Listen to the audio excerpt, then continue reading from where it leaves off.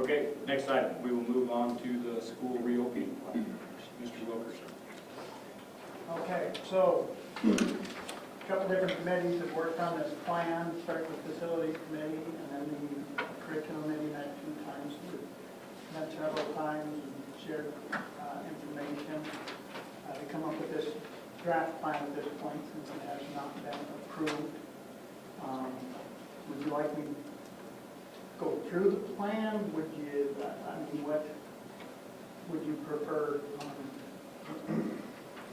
I guess I'd like to, For the benefit of the audience? yeah, ask the audience if, how much of it.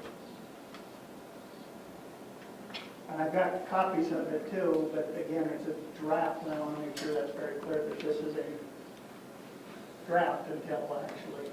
Maybe we'll just hit the highlights or the key points, and then we'll generate some potential discussion from that point.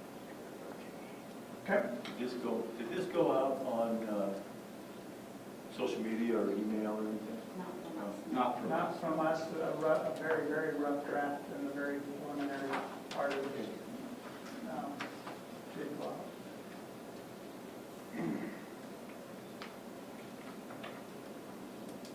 Okay, they talked about the phasing.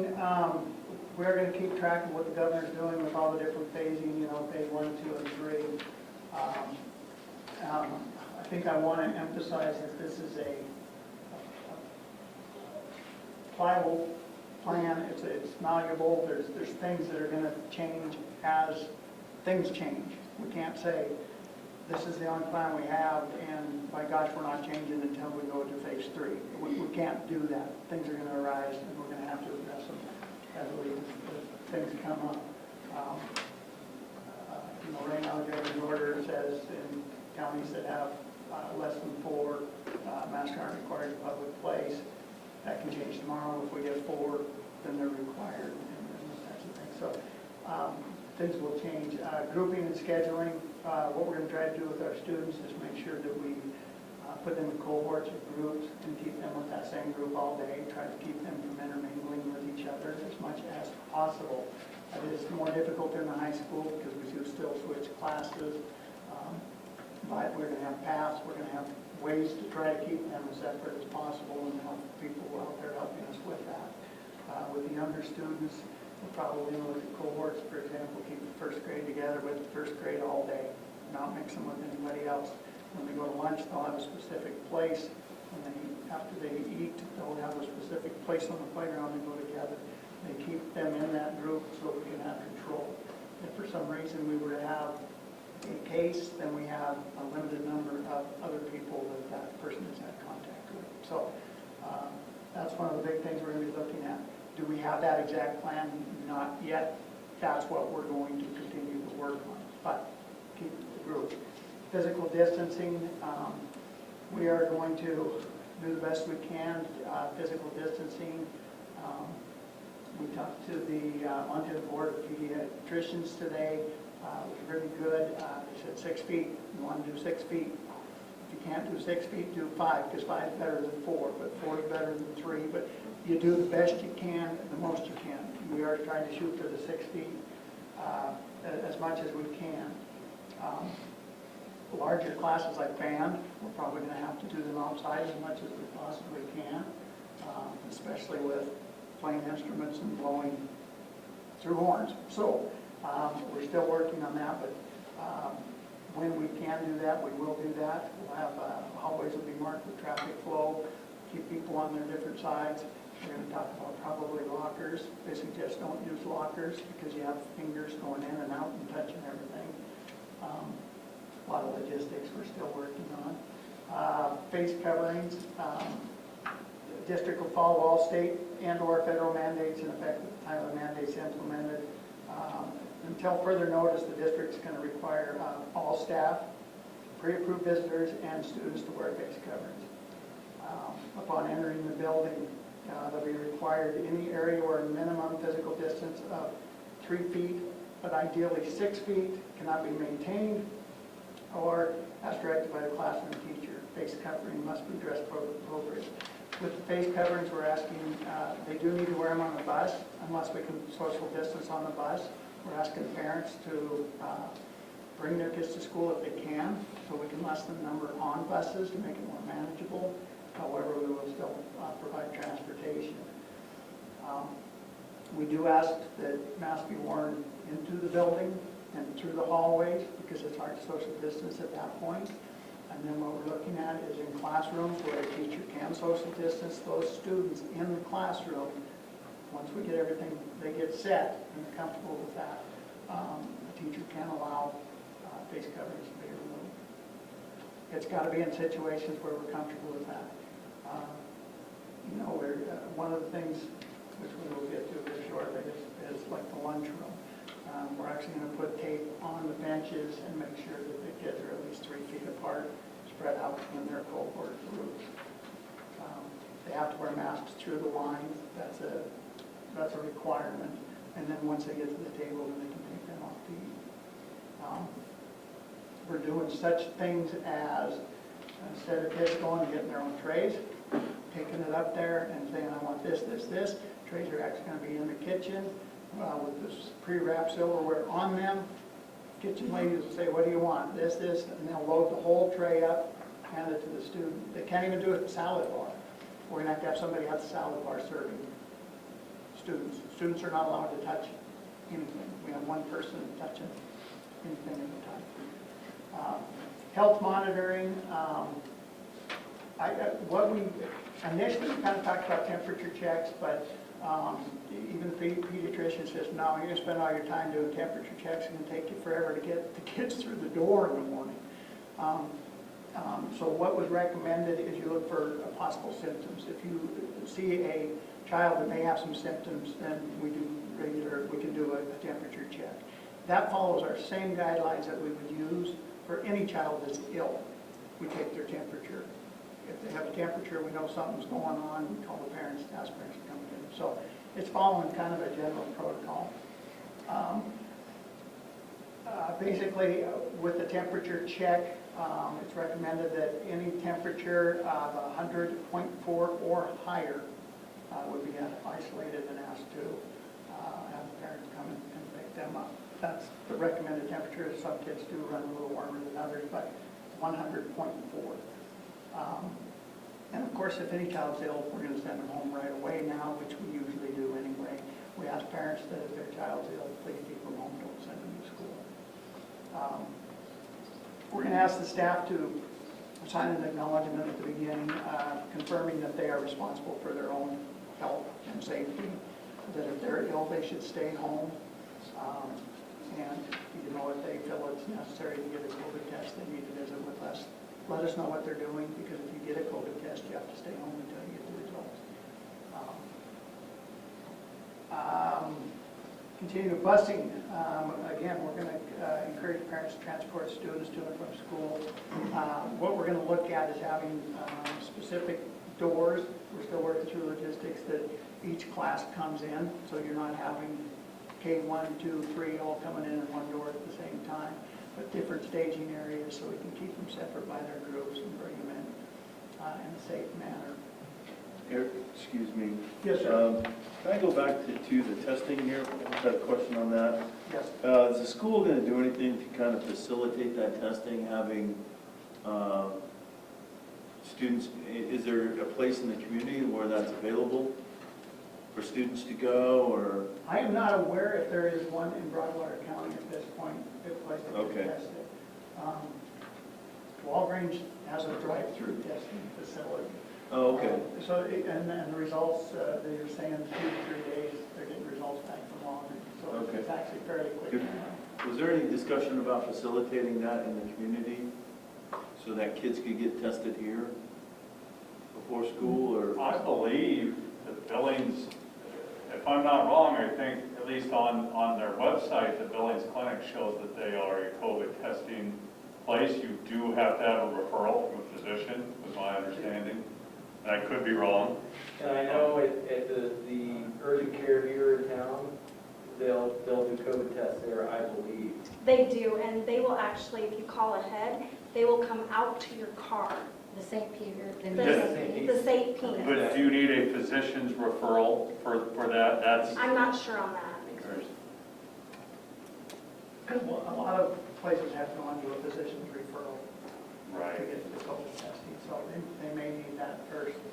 Kevin, would be my understanding. But we can definitely look at it and see what the resources are first, let folks know what resources are available and where at this time. But I guess we can look into that and see. Yeah, I'm wondering if St. Pete's Village Clinic wouldn't kind of help us out on that, just to kind of streamline things, make it more accessible for students. If we're gonna, suggest that they do that. Okay. I do have a call into Jenny Cox concerning nursing possible needs. Oh, I'll visit with her a little bit on that, and then we'll make another call.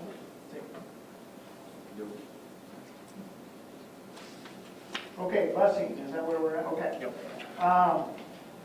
Again, and then, it is gonna be hard for bus drivers to make sure everybody keeps their masks on, but they said they would do their darndest and do their best. So, they're asking that windows maybe be open, provide some ventilation.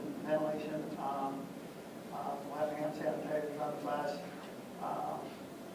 And, we may even have thermometers on the buses. All the thermometers are all attached with thermometers.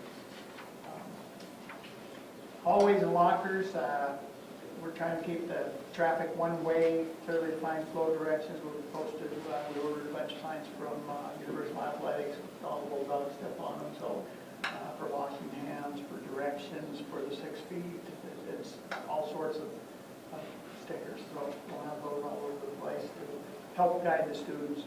Quick question, I want to go back to, you know how you said that you were going to separate the groups, like first grade, second grade? Mhm. How's that going to do any good if they're on the bus together? You know what I mean? Well, with the bus, they will be wearing masks. Okay. And so with that, that's supposed to help, and only 2 to a seat. And those are, I think OPI is saying 2 to a seat. Family groups can sit together on a bus, but that's where your mask is mandatory. Okay. And so when you can't do social distancing, they're recommending that That a mask is worn. Okay. And that's what we're going to adhere to. When you can't social distance, we Wear got to the do, mask. we got to wear masks. I think possibly once our bus ridership stabilizes a little bit and they know, our bus drivers are pretty good at kind of, not necessarily assigning seats, but I think they could probably group kids the best way that they could. That might be a suggestion that we didn't necessarily talk about that, but in order to limit exposure to. Yes, and it is recommended they assign seats, so the kids know exactly what to expect and where to be and when, so we can keep track. Again, let's see, playgrounds, same groups together, playground, sanitization of the playground. We're just going to sanitize everything as often as we can. They're talking bathrooms every hour. We are looking at a possible cleaning company to come in just to keep the maintenance up as much as possible, but we're still in negotiations with them at this time. Meals in cafeteria, they're going their cohort groups. Students are great if you teach them what you expect and you reinforce it, they do a great job. But they do need to wear the face coverings in line. Those are the guidelines that the kitchen has to follow. And then everybody serving has to have the mask, they have to have the gloves. So she's got all the guidelines, and we'll be a stickler about that. And we'll distance them. Visitors, adult protocols. District will be open to only students and staff. We are not going to have parents in the hallways unless they have been pre-approved, and that's going to be on a very rare occasion. We want to keep as many outside people out as possible to, keep things as safe as we can. Now, they can still go in the front door and talk to Christy, get what they need, but if they need their student to go to an appointment, Christy will get them. Or she will call the classroom and have them stamped. But we're just going to try to keep as little traffic as possible in the building. Hygiene precautions, just asked to follow the measures we have here, instructional signs, markers, frequent hand washing. The pediatrician said number one is hand washing, over and over and over, don't touch your face. I mean, that's right up there at the top. Wear face covering as directed. Sharing instructional materials will be limited. Maintain physical distancing. Cover coughs and sneezes. Elbow. Stay home when you're ill, and the fountains are going to be shut off. So we are encouraging them to, bring their own water bottles and stuff. We will still do the water bottle refills, but no drinking fountains. I have a question on that. What about students like leaving the school area for lunch, coming back? We talked about that a lot, actually, so, I don't know, we did have discussions about closing, because it's the high school, it's open for lunchtime. But I guess the conversation kind of centered around with kids leaving after school and coming back for practice, and we just felt like if they're in the common areas, they're going to be wearing their masks anyway. So, yeah, I don't know, Kevin, it's tough. I mean, it is. The county has no cases right now. I know our county does. What concerns me is like going to town pump. I agree. Because you see licenses from all over the license plates from all over the place going through there hourly. I don't disagree. And I don't, it just doesn't seem like a good idea that kids can go in there and come back to school because. I don't disagree with you necessarily. Is town pump still mandating masks? Yes. But the counters, everything in there. Oh, yeah. And you see, literally people from all over the country Well, going one through of there. the ways we thought is that, anytime anybody exit comes back in, they're going to sanitize their leave, sanitize as they come in. That's one way. And we even thought that between, high school's a different situation. It's a little more challenging in a way because of the kids moving around a little bit more. But we thought, entering a classroom, exiting a classroom, sanitize. If they can't social distance in a certain class because there's too many, we're going to try to spread those kids out in those classes as much as we can, get the numbers more equal. So I know, we talked about, I don't know, again, we thought, well, kids leave and then they come back from practice, I don't know. It's hard to know how much we can control the outside. I was, and I guess to just frame that up a little more is, I understand there's certain constraints in how we've, what the processes have been before our procedures. We've never really had the conversation around, nor have we needed to have a conversation around closing campus during the day. Does that make sense? And that's probably a conversation for later, another day, because it's probably a long conversation, but does that make sense? Well, we've had that conversation. Have you? Oh, I mean, yes. just amongst administrators. Yeah. What is, Yeah. What does? I know this is a long, drawn-out discussion you could have over that, but does the fact that you're going to now, at least here at school, possibly eliminate some of the large gatherings here on campus and disperse those kids out where maybe they are a little more distant, than having the entire high school population in a confined area eating lunch? Would that, That's a good counterpoint. that's one positive that could be. Now, the bad part of that is we can control their behavior at school more so than we can control it off campus, obviously. But again, you encourage, you teach, encourage. And that's, That's a thought. yeah, and obviously, all schools are in this, we're all dealing with this right now, and many of the high school principals that we've all visited and talked about it and doing what they, I don't know, it becomes how much control do we have? And I know we do have the control to close down campus at lunchtime so that they can't leave, that is. But some of the others say the same thing Brad did, that's an opportunity to decrease the number. Then we got to figure out where are we going to put 200 high school kids during the day for lunch if they can't go. But maybe they could, be out on the sidewalks or out on if the weather's nice. It's if we drag, if this goes into winter and it's minus 20 outside or snowing or, I know, definitely, there's back and forth and good and pros and cons both ways, So with closing campus, there'd be some advantages to that. We can control access, essentially. Another disadvantage, though, is lunch. How many kids go home for lunch? And if they have to stay on campus, can they bring lunch? And if they can't bring lunch, what is the implication for the cost of lunch. There's a That's, lot into it, yeah, I mean, We did think there's about it. a can of worms Talked about it. around that. So, and I don't know the answer. I just look at all these different measures that are being taken, and I think a person could assess the effectiveness of each one. And having a student go to a public area and come back to the school seems like a kind of a dangerous proposition, because almost every method for eliminating transmission is separation, you know, and sports are going on in isolated environments. So to isolate the environment seems like a method that's pretty effective. And, but just in comparison with some of these other measures, I mean, I don't know. I mean, I'm just asking a question.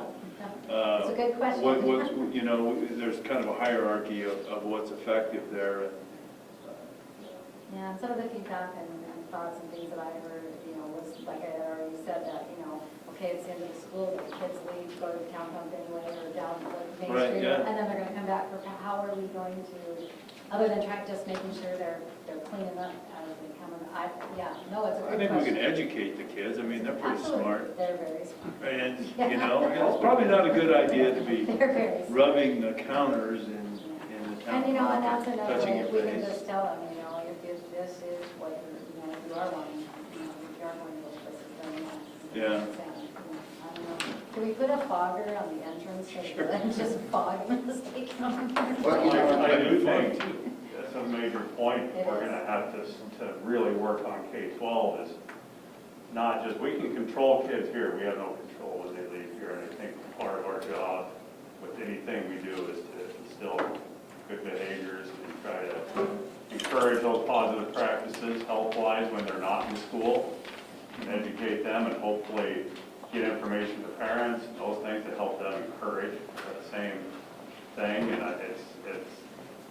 it's going to be a huge part of our task, I think, is getting students to just use common sense and safe practices anywhere they are, not just here at school, to and from and after. And because anything that they do outside of school in this situation is going to impact our school in a big way, regardless of where somebody picks it up, is coming here or could come here. So that's a good point, yeah. well, I think we should probably discuss that further.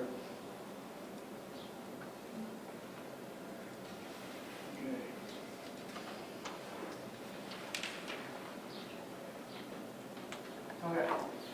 So cleaning procedures, all school buildings have been deep cleaned, disinfected over the summer, continue to be so daily as they are used.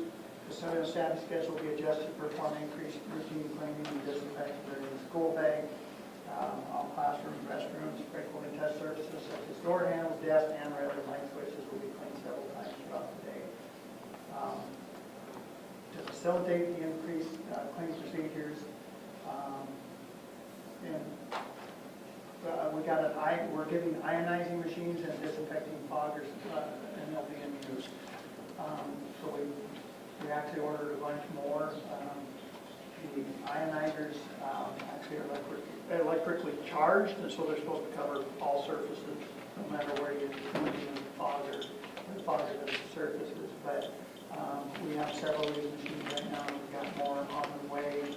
For those times when we don't have a lot of time to disinfect a classroom, we can actually use the fogger on a more frequent basis to disinfect as much as we can until we can get in there and do a little more deep cleaning.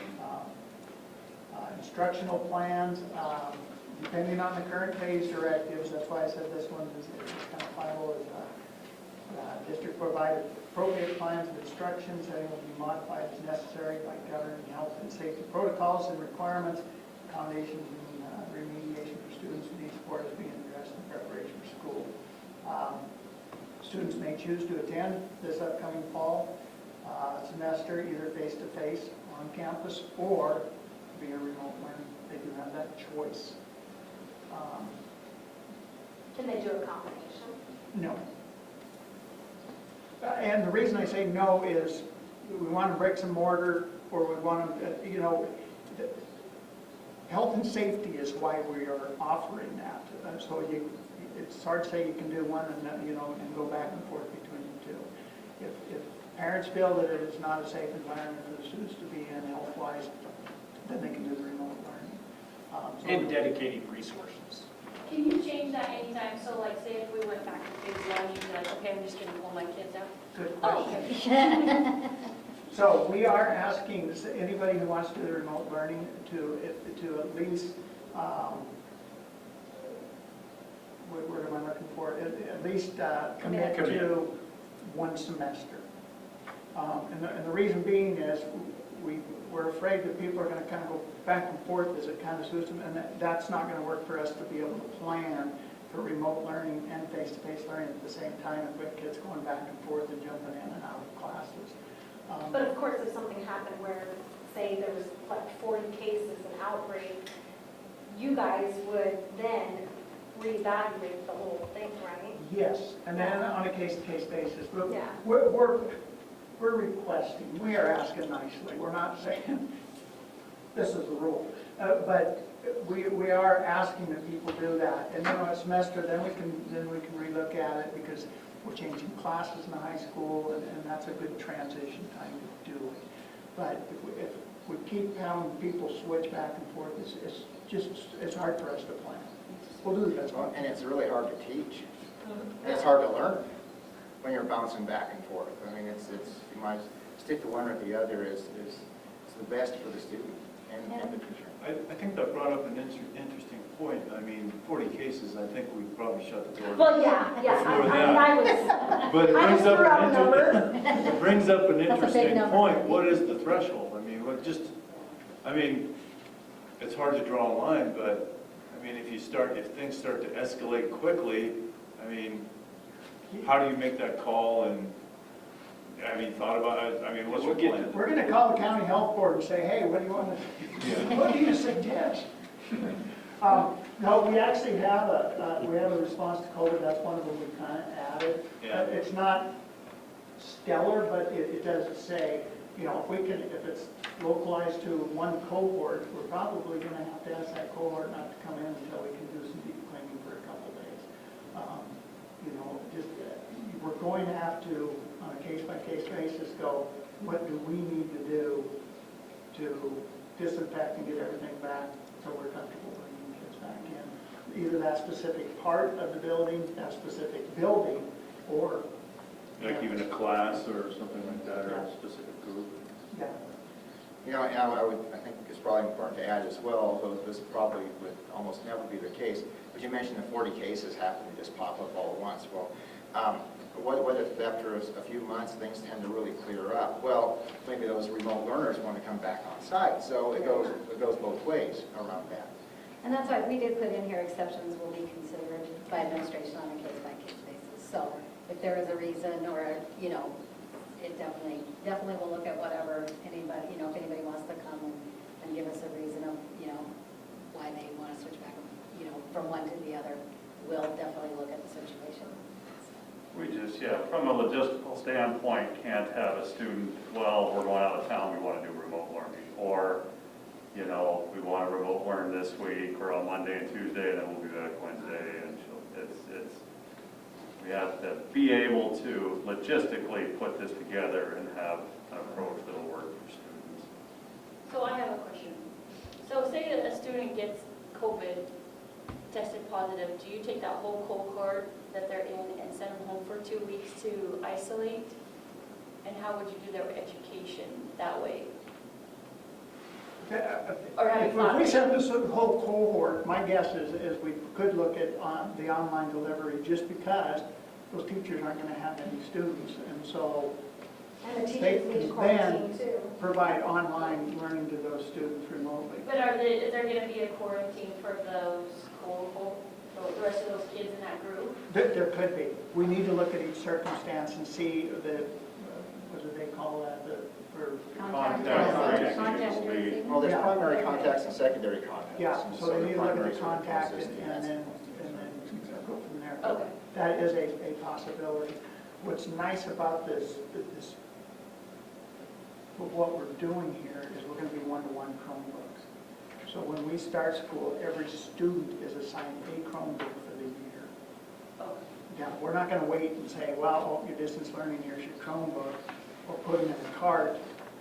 No, we want that student to use their own Chromebook every time we're not sharing. Sharing's a good So thing, but not a exposure will go Chromebook. So way down. we are doing one-to-one Chromebooks for every student in the district. So that will help with that. Let's see, if student chooses to complete, if students are going to do remote learning, at this time, we're recommending that they not be able to participate in activities either. If it's not safe for you to be at school in the classroom, it's probably not safe for you to be in athletics or in other organizations. So that's our recommendation at this point. Elementary remote learning will be, the method will be determined. We're still working on that because we have to look at the logistics of our staff. The high school remote and junior middle school remote learning will follow the same class schedule as face-to-face students.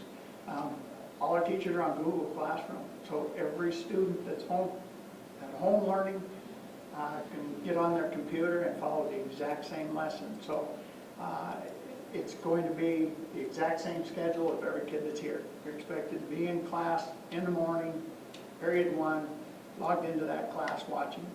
Teachers are all going to set up all their lectures and everything that they are doing with the camera faced right on them. So you can watch them live doing what they're doing, and they can watch you live watching them. So it goes both ways. It can't be monitored, but you know, we did a great job last spring doing what we did, but was it the most effective way to do it? I think we'll all say we learned a lot of things and we did the best we could, but it was tough. This way, we keep everybody on the same schedule, doing the same things, same expectations, whether you're here or you're remote. So they'll be required to do the same things. There's going to be live video lessons, etc. Chromebook for each student. Attendance policy is going to be just like it is before. You look and see who. If they can see you on the screen, you can see them on the screen. So we'll take a little that way. Well, I was just going to mention as well that the plan around the instructional plan, if second paragraph under the instructional plan's last sentence, the instructional plan for spring 2021 will be determined at a later date. So that's this is the idea for this semester, this coming semester, and who knows where we go next semester. So that leaves us open to be able to modify and adjust as necessary. You know, we can start 3 weeks into the school year and go, yeah, that plan's not working, we'll modify it again. We'll let people know what we're doing. Are we experts in this? No, I'm sorry. We are doing the best that we can and putting forth our best effort. And a lot of people put a lot of time into this, and I appreciate the time that they did put into it. Organize activities, extracurriculars. We're going to follow the district expectations, but also the guidelines by MHSA. I'm going to let you know, for those that don't know what MHSA is, Montana High School Association. They oversee all athletics and activities for accredited schools. We're going to follow their guidelines, however, they have been pretty lax at giving us too much direction. It's up to the individual district. However, we've had to talk about the athletic directors and myself talking about it.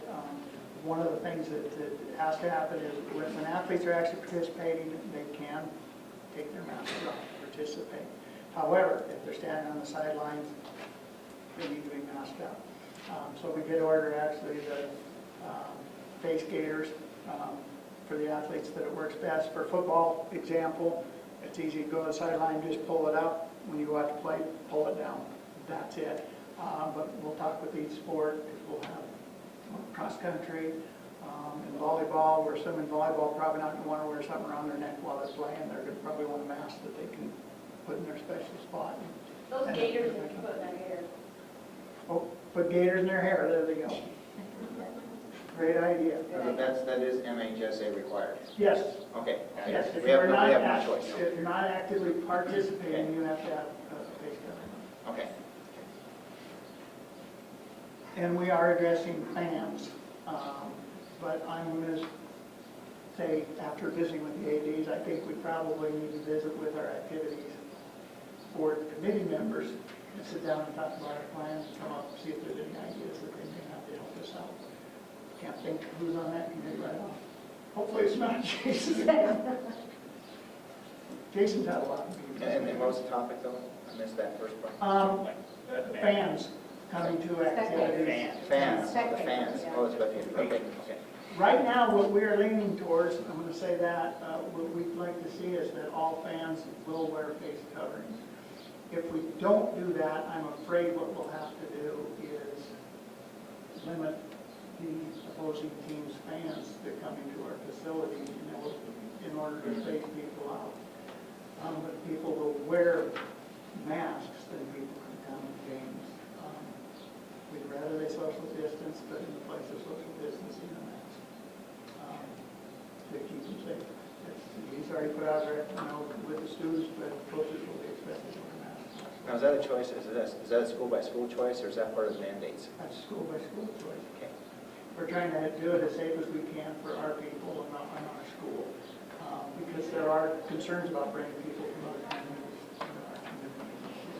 We're actually meeting as an AD group with the division, our big divisional group that we have. We're having a Zoom meeting here in the next couple of days, just to kind of see, the more that people are, what do I want to say, that we're all doing the same thing, the more that we're, all trying to be consistent. Thank you. Consistency. The more consistency we have from, school to school to school, the better off we'll be. That being said, that the district can still do what we feel works for our school, but, we thought if we were all kind of at least on the same page in a few areas, it would probably help a lot. Because then our fans know what to expect when they go to Manhattan and go to, Columbus, and we'll all be, trying to be similar procedures so that everybody knows what's going on.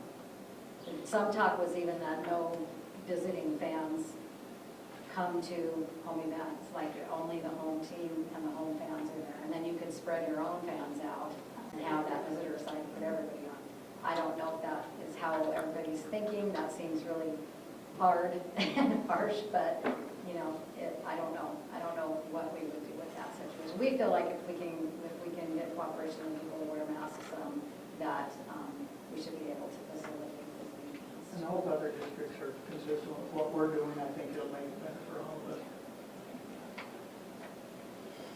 All right, and then response to positive COVID. The district will determine when a student or staff member was on school grounds 2 days prior to the onset of symptoms.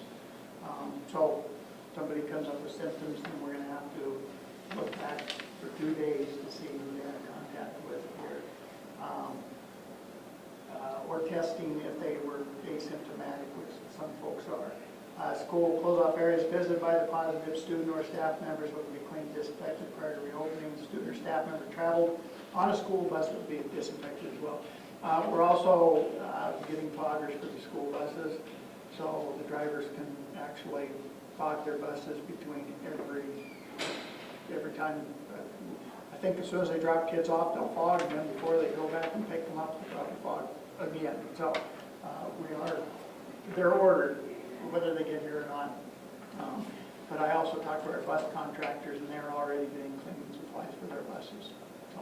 And even activities, we talked the other day about, cross-country will have a bus for the whole season, football will have a bus for the whole season. We won't be swapping buses, so hopefully we'll be able to adhere to that. So one bus per activity, and we'll use that same bus for the whole season.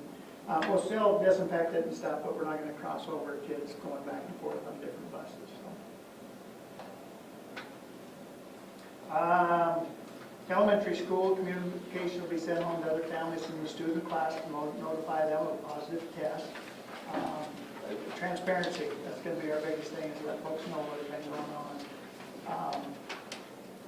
To see who may have been within 6 feet of the student or staff member, they'll be urged to self-quarantine and get tested 4 to 5 days after their last exposure to the person. If they choose not to be tested, they must remain home for 14 days. Question? I was just curious, like, for all the products and everything that you guys are having to buy, how does that work into the budget? That's a wonderful question. So, our governor gave us $400 per student to the tune of $285,000. So, here's the bad part. We have to spend it by December 30th. So you tell me how we spend $285,000 in the next several months.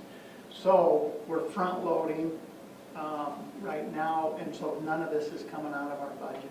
Good. So does that include masks for the kids and all the sanitizer?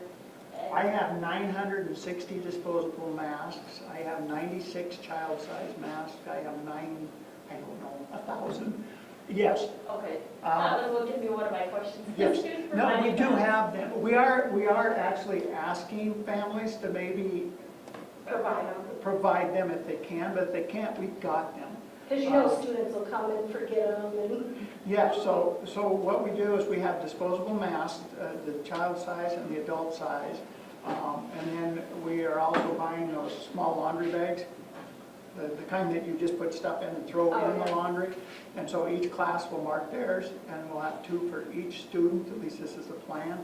So each day, rotate back and forth, and we will clean them. Gotcha. So I think these are plans, we'll see if it works. So parents aren't buying school supplies like Clorox wipes, sanitizer? No. anything? Okay, good. No, although Clorox wipes are, If you Very- That's we haven't seen it. We did find some in the tub of like 900 of them that go in those big tubs. So we are buying as many supplies. I bought 50 hand sanitizers. And we have 36 gallons of hand sanitizer in gallon bottles that we can refill all those smaller bottles. So we're sort of on the ball, we think. Can those dollars be used for, of course, obviously for cleaning supplies and such, but for outsourcing cleaning? Yes, and that's why I'm talking with, I forget which company. I'm in talks with a company right now, and we're trying to figure out whether to have them come in the evening in the rooms, or if we use them during the daily stuff to go around and just sanitize all day, and then have our custodians do the regular cleaning routine of doing garbages, vacuuming, and those kind of things. And so we're working out the logistics on that. So yes, nursing services was the other one, talking to the clinics and see if they're willing to. I don't think we need a full-time person here, but we need access to a nurse when we need one, and maybe they'll contract with us. So those are things that we are looking at, yes. Maybe even possible part-time help in like the kitchen or some other places at this time. So those are all things that we're looking at those funds for. Because any funds that we don't spend out of that, it goes back to the state. We just lose it December 30th. Are those funds based off of our numbers from last year? Or if there's students that choose to just do homeschooling? It was our A and B last year. Okay. So no, it will not be any of the homeschool students that, we have a few that have decided to go that direction. So no, it's last year's A and B, 400 per student. So. And that was given out statewide? Yes, that was given statewide, yeah, 400 per student. But are they going to let you accrue that money if it's committed like to a contract? You have a contract cleaner through the end of the year, can you accrue that money? They're Or saying encumber, I think that's the right word, and Pam? Can you pay them in no, we advance? will not let them encumber it. They're saying that you'd have to find another source to do that. Now, we did get some other funding through the CARES Act that is actually spread out over 2 years. But we budgeted that for a lot of extra cleaning supplies anyway, but we're going to wait till we expend this before we dip into that anymore. And we can do amendments on that if we need to. If something's working, then we need to change it. I have a question on that, Mary. Mm-hmm. If we, say we're rolling along with, the distance learning and the face-to-face learning altogether, if we find the need for, say, another staff person to help with distance learning, would that one be able to be used for that if we had to hire somebody to help facilitate some of the? Through December 30th, you Through bet. December 30th, okay. Yes, that's what a lot of the schools, we have, I've heard schools hiring another certified teacher to do that. And so, yes, those are, we can supplement, we can't supplant. So what that means is, we can hire above and beyond our current staff, we can't use it to pay for current staff. It'd have to be extra staff that we didn't have prior. So if it were an extra teacher, for instance, just as an example, and those monies are only good through December 30th or 31st, what happens to the rest of the semester? Because this semester ends on the 19th of January, Yeah, would it middle be of something, January. 20th, something like that? We just have to go cover. We just cover it? Yep. Just cover the difference, okay. Yep. So then essentially good through Or use Christmas the break, care to time. Christmas break. Yeah, okay. Yeah. I just think about that timeframe doesn't usually fit the typical school It semester was kind of structure. odd. Why they put that on there? You can actually do expenses all the way back to March 13th or whenever they, so you can, but Oh, we didn't overload with cleaning supplies at that time or other resources that come out of that, so. I see, okay, thank you. Yes, okay. I know it was somewhere. Okay, middle school and high school students, upper grades, that's something's gonna be a little different with students moving around, we gotta find out who they've been in contact with, and so that's gonna be a little more of a task. But we should be able to track where they're at and who they're with, and go from there, we'll do the best we can. If there's more than one confirmed case at the time, or a series of single cases short, we'll work with the county health board to determine the course of action. Again, talking to the county health board, they're there to make some recommendations and maybe hopefully help us with some guidance on some of this through the course of all of this. So we are not experts, as I said, in this. We're doing the best we can. I believe we did our due diligence in that we looked at hundreds of plans, of other plans that other schools were doing. We didn't take this lightly. This took a lot of work and a lot of hours. So again, I appreciate the people who put the time in. So that's all I have, sir. Okay, before I open it up to, I guess, broader discussion, I would like to add a couple things for myself, being a part of this. All I can say is, this is a dynamic situation that continues to evolve. This plan is not set in stone, but provides us a foundation for what education in Townsend will look like in the days ahead. This plan and all the stakeholders involved will need to be adaptive and flexible to the situation as it continues to change. This plan was developed with evidence-based guidance from local, state, and nationally available health information. This plan is about weighing all of the risk factors from student education to public health in our community. And like to end with, the communication is the key, the transparency that he talked about. So I would like to go ahead and open it up. We don't have a huge crowd, but I guess to start with, I'd like to probably limit individuals to about 5 minutes if you have something. And I would ask that we keep the discussion pertinent to Townsend School District and how it affects our students, our staff, and our community.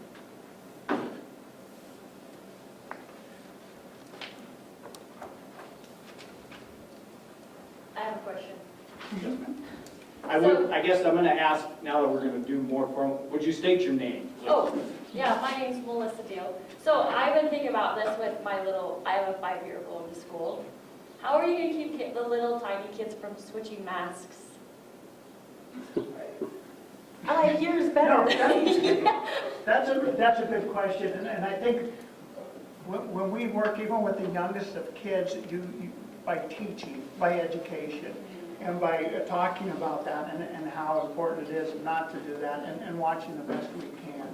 And we're actually going to, even in those small classrooms, do as much social distancing as we can, which will actually help those teachers also keep an eye on what's going on. Because, I just ordered face shields that have dinosaurs on them, and, because with some of the younger kids, they recommend that the teachers actually wear face shields, not masks, because they need to see their mouth when they're doing reading lessons and when they're doing some other things.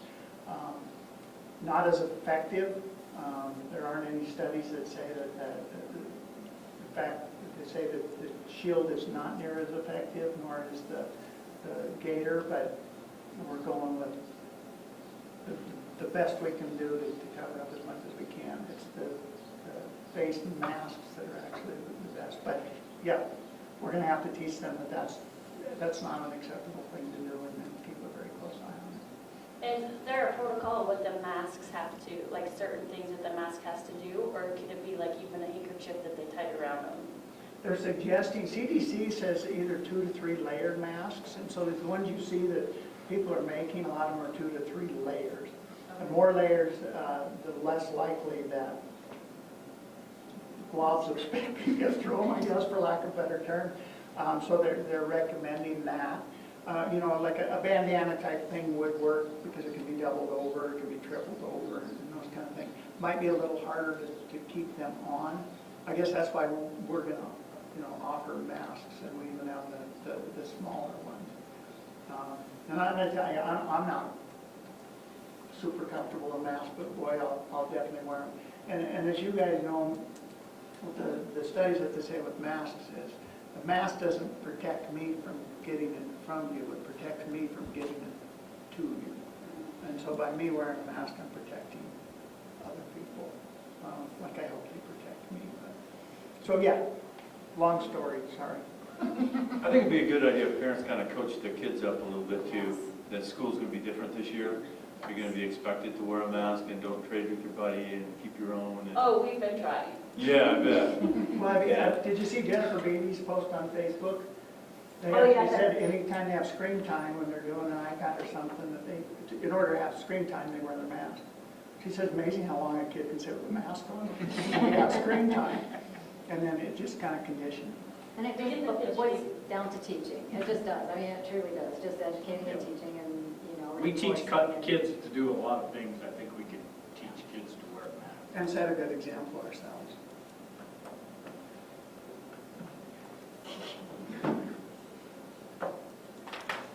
Tim Ravendall, I'm with your internet news here locally, trying to make sure that I help you guys keep the citizens and parents informed.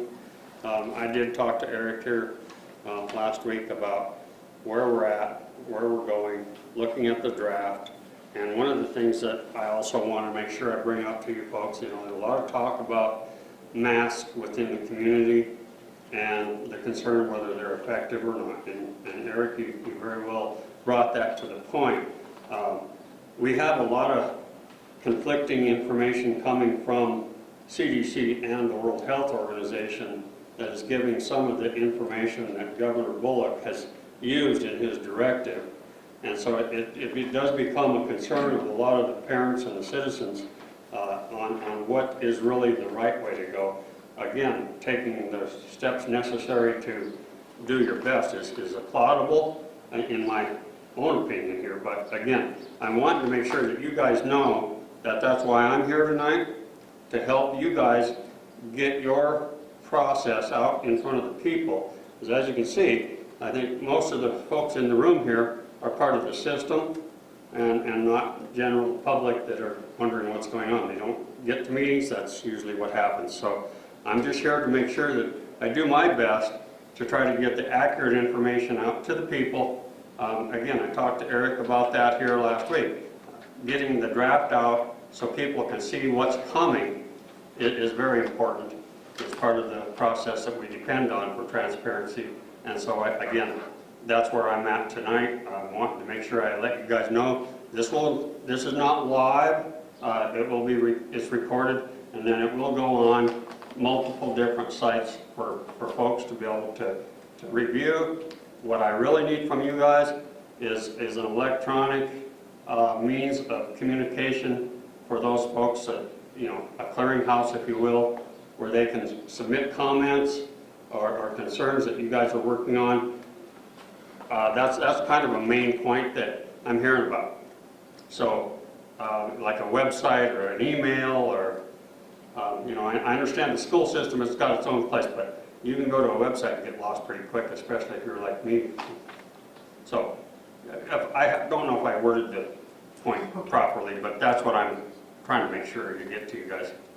And this is being filmed on YouTube live. It's live.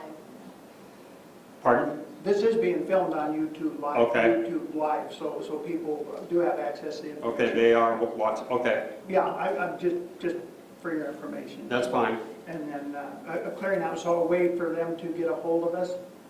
Okay. And I guess, all our emails are on the website. And Okay. are available, and They can call anytime. they can leave call us messages. too.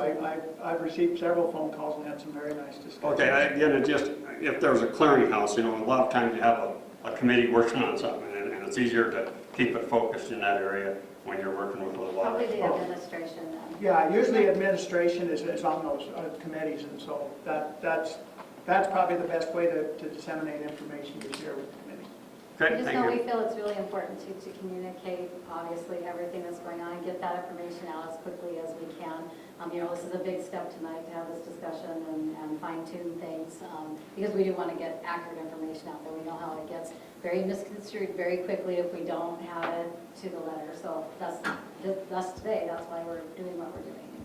As soon as we have something approved and finalized, it will go out in multiple ways and be available here to pick up, probably in the library for hard copies. And we'll have it available in many different forms so that people know what's going on.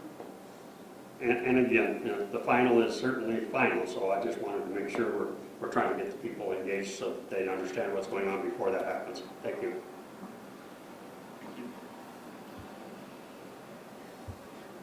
Mike Delger, I'm unfortunately the chairman of the local health board. We've been looking into some stuff, and I don't think from what we've seen, that the health board has no authority to deny you opening the school. However, I think the only authority that will lay with is the public health officer, which is Doc Campbell. That being said, I think that our role in this should be more advisory from all the stuff that we have gone through, and Sean and other people have had some input back to you about what they would like to see done, other things they would like to see done. One thing that I would like to emphasize is when you have your extracurricular meeting and when you have your first day of school meeting, you need to tell these high school kids and your middle school kids that, and what we tell people at the health board is that you have a load of responsibility on your shoulders. If you want to make football work, then you have to police your teammates, yourself, make sure you pay attention to the policy. Because that's what it's going to come down to, is the cooperation of the kids. Personally, I'm not really too worried about kids. They seem to handle it all well. I'm worried about what you're going to do with staff. Because if you get staff getting sick, I don't know where you're going to pull substitutes from. And I'm sure that that's a problem that you guys are worried about too, but I don't know how that's going to work. Your age group and your staff, are you guys loaded towards retirement age people, or where are you at with that? We have some mature. I like how you think.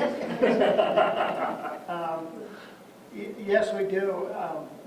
And I think you bring up a really good point.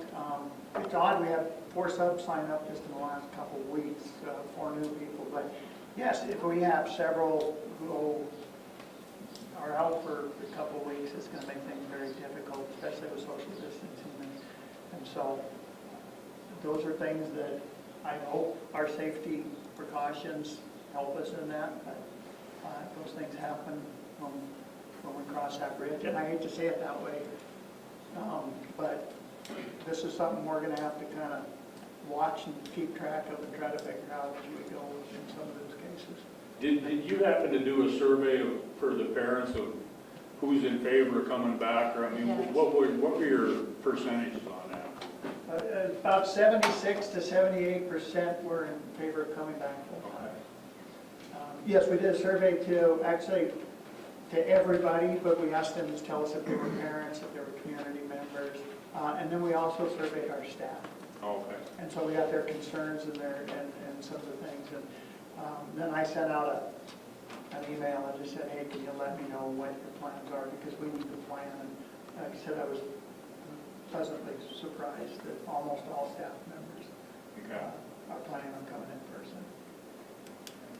And, that's how we are, looking at things like mask wearing when we can't spread out far enough and things like that, is to protect, mature teachers, and everybody, really, I mean, all of us, but that's just one of those small things that, that can help with in those situations. So, One thing we may look at too, that I saw in another plan, is that if there's any teacher that is maybe a little higher risk, but not considered, that they don't want to stay home, they'd rather be here teaching. And if they have their classroom and say, I'm going to wear a mask and I need everybody in my class to wear one too, that comfort level needs to be important to everybody, and we need to respect that. But if we have a class that has 4 kids in it and we can spread them out, then we have a little more freedoms to work with that. And that's what we'll try to accomplish. Same thing with Chromebooks. We're not sharing those, that would help. Although we do have a computer class where everybody has to use the same one. We're going to clean those after every period. So, those are the logistics we're dealing with. So far, the high school kids have been really good in any of the things that have been going on, this summer in small groups. And, we have had the weight room open, and they have followed every directive, every rule. They've been really good about it. And I think they want to be back, and they want to do their activities, and I think they're pretty much willing to do what they need to do, to do the right thing and make that happen so that they, can be back on campus. So far, not saying they'll all be cooperative, but so far it's looking pretty good. Well, I just wanted to share, we had a discussion in our curriculum committee meeting here, was it last week, or I guess both of them were last week. But if a teacher is symptomatic or asymptomatic and tests positive and needs to be home to quarantine, they can also teach remotely from home into the classroom. So not just students remotely learning, but teachers can be remotely teaching as well. So those are configurations that have all been discussed.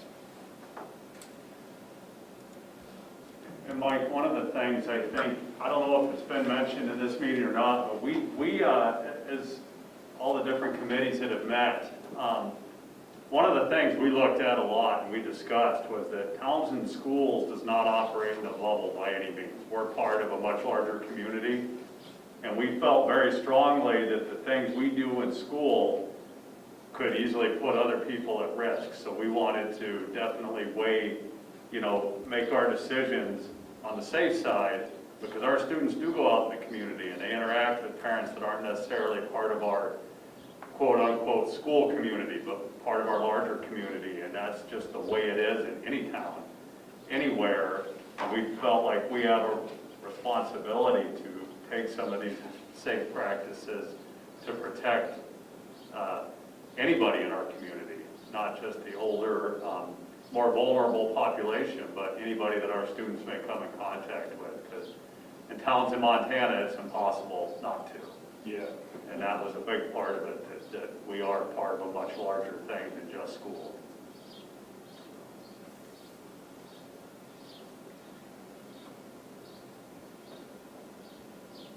I think everybody recognizes there's no way to eliminate the risk, but it's doing what we can to mitigate the risks for everybody.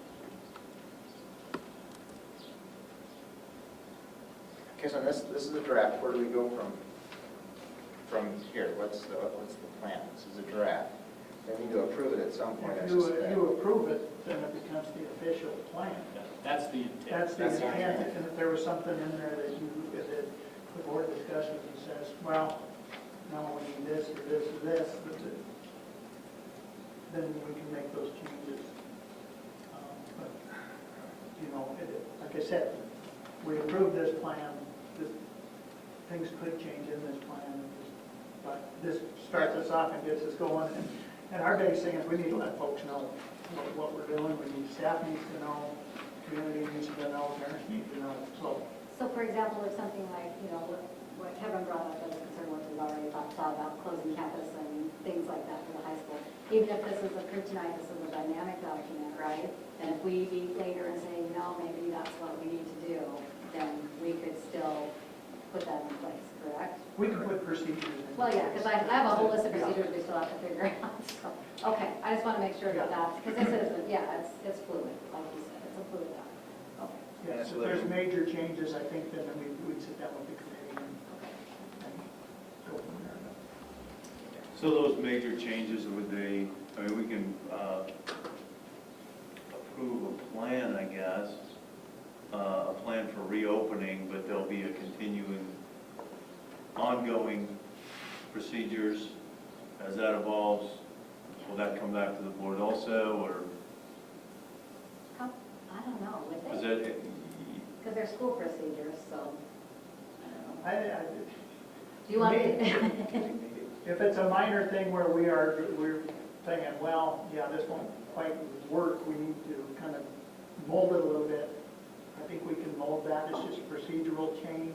However, if we are changing, say, our mask procedure or something else, or they said, this is usually the guidelines you do if you have somebody active in COVID, and we're way off, and I think we need the full board to do that. Maybe as a means of kind of splitting the two for the first couple, maybe 2-3 months of the school year, we can have it as maybe an update or review of this plan as a standing item on the agenda, so that we can get feedback from the administration, see what it is that's working, what doesn't.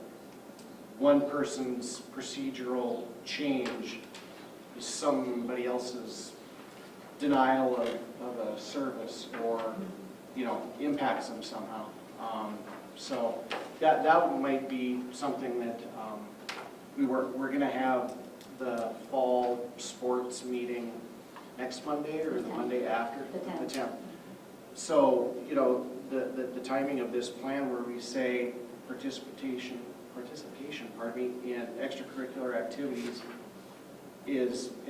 essentially it depends on that decision. So we're asking parents who maybe have not seen this, haven't had time to absorb this, to make that decision as to whether their child is going to be in extracurricular activities. So, while yes, it's important for us to approve this plan, depending on what happens and how that is presented by the activities directors at that meeting, and the response, the feedback we get from that, those are things I think that we need to not necessarily have a special board meeting on, but those are things that for a 2-week period perhaps we can visit at the next full board meeting, for instance. So I don't know if that would be something that we can have as a semi-standing item for the first couple months that we're back in.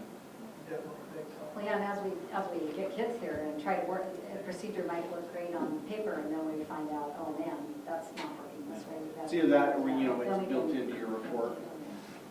Yeah, and I would, it'd be great to have it a standing item, just to visit about, but then if any changes need to be made, probably under action, because we, can always table it for the time being, until we go to the next one. But Well, our parents and the public, if they know that for the first 2 or 3 months it's a semi-standing item, if they miss the September meeting and they have something that needs to be brought up, they can come to the October meeting.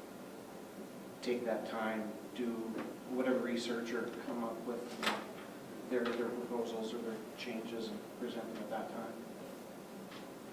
I guess when I look at this, we left the end of last year closed, and moving forward with a motion on this plan is just us determining that we are opening the school back up and planning to educate kids in the building. That we have flexibility and contingency built into this plan to adapt it. But in my mind, the motion, to come forth is just saying that we are opening the school back up and doing the best that we can to mitigate the risks and provide education in-house for those that are comfortable doing so. Well, with Yeah, that I think said, that makes sense, Jason. That makes more sense to me.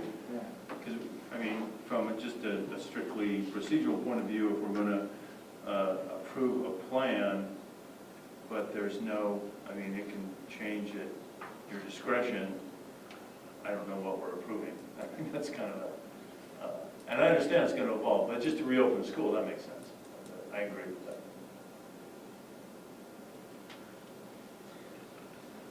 Okay, so I think, and let me just go ahead and say, and I think the administration and the committees have done a really great job in putting this together, putting this plan together. Lots of information out there, and it is quite the job. We all understand this is a living document. This plan's a living document. And so with that said, and I think I think the verbiage will be correct, I'll move to approve the school reopening plans presented. Seconded. It's been moved and seconded to approve the school reopening plan as presented. Any further discussion? I guess I have a question with the cleaning procedures. In a bunch of the studies, we were looking at this cleaner with that professional grade ingredient. It was suggested that it's used carefully around kids. Is that something we're going to be careful about educating the custodial staff? And, Yes. okay. Yes, definitely. And I was going to visit a little bit more with the county sanitarian on that, because he asked me, what are we going to be using? And I put it in, kind of highlighted, this is what we've been using. But like in our weight room, when we use it, we close the weight room for an hour.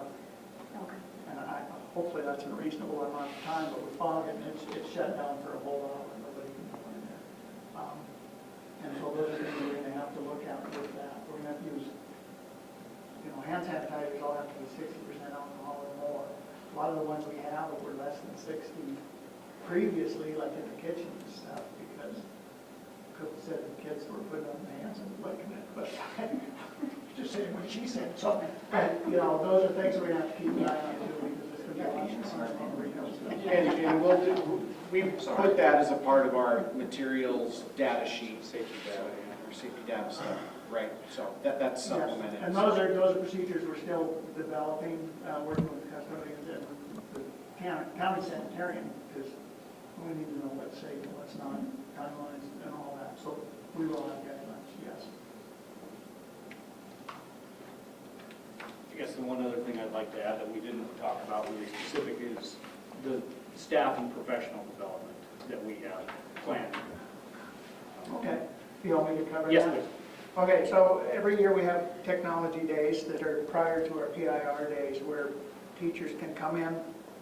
They don't have to, but we get really large participation. What we're going to be doing is putting workshops on the best remote learning programs that are out there. We're going to prepare ourselves that if we do need to shut down, we're more prepared than we were last time, because last time we took 2 days to get ready for this, as opposed to the governor's 2 weeks, because we wanted kids to be educated. And so we're going to do those 2 days, and it'll be teachers sharing best practices, best programs, the best things that we can do. And then our regular PIR days, which is pupil instruction related days, which are required by law. We have 7 a year. Those days are going to be strictly to get prepared for the school year, to educate, and to just get ourselves lined up the best that we can for those days. We'll also be planning on working with the architect, all the teachers and the staff get to, but we are keen on this to look at best practices and get everybody as prepared as possible. With new, as you may have known, the teachers, a lot of them use Google Classroom.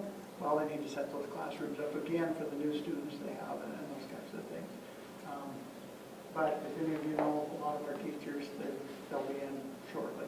They spend a lot of hours outside of the school year before getting prepared. We're already hearing from them. So, We're yes, ready. so we are keen on this, and I think we're going to have a very high percentage of teachers show up for our tech days to help get prepared. When are those test days? The They're the 18th two- and the 20th. 18th and 20th.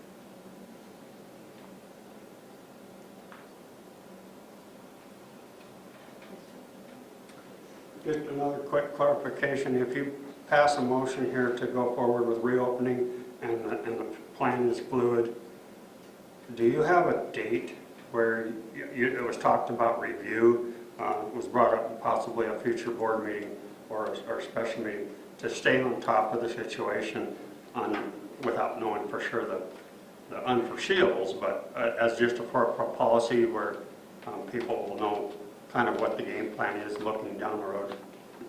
Basically, we will address it at every board meeting from this point forward specifically. Okay. Just want to make sure of it. Okay, thank you.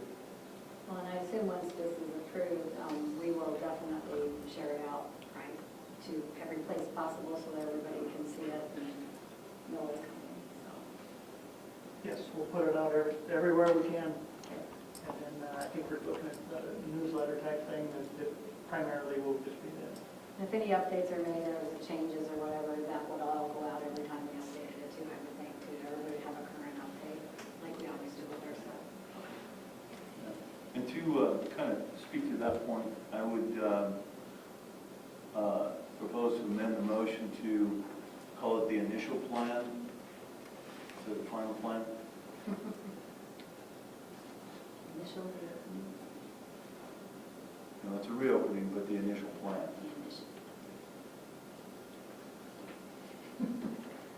That's funny. What's that? Is that funny? Well, I just Well, want you to can't make, approve a plan. No, I just If want it's to make going sure to we be have- changed, if it's going to change, how do we? so I like that. No, I like Okay. that. I like that. Okay. I wasn't making fun. well, my look was at Pam to make sure that she got it in her minutes. That's, Well, any plan that's a living document will change regardless. so there is a That's motion not on what the the motion, my point was, that's not what the motion said.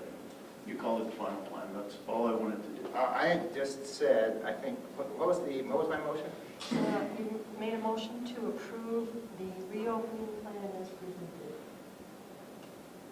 Correct. You Correct. say And initial. it wasn't final. I didn't It say is- final. It is the first document.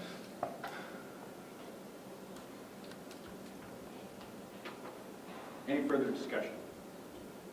Discussion? All those in favor, please say aye. Now we have an amendment on the floor. Oh, wait. Unseconded amendment. Do you want the word initial? I propose that, yeah. Okay, is there a second on the amendment? Seconded. It's been moved and seconded to amend the main motion by adding the word initial. Any discussion on the amendment? Discussion? All those in favor, please say aye. Aye. All those opposed? Aye. Motion passes.